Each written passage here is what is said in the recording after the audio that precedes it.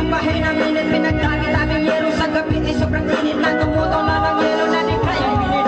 Pag nagis na inumin, pinakulong tubig sa lumang tago ring ulit-ulit. Gamit ang pagkatang na hinarap lamang sa estero. Nagsisilbing kusina sa umay ay aming banyo. Ang aking inay na may kayaman ng isang kaldero na nagagamit lang kapag aking laman ay sombrero. Pero kulang pa rin, kulang na tuyo tasin at 50 pesos sa magkabing pagkakasyain. Di ko alam ko talagang maraming harang o mataas lang ang bakod. Nagugulag-gulagan lamang po kayo kahit sa dami ng pera nyo. Walang doktor na makapagpapalino na mata nyo kayo. Huwag kang masyadong halata, bato.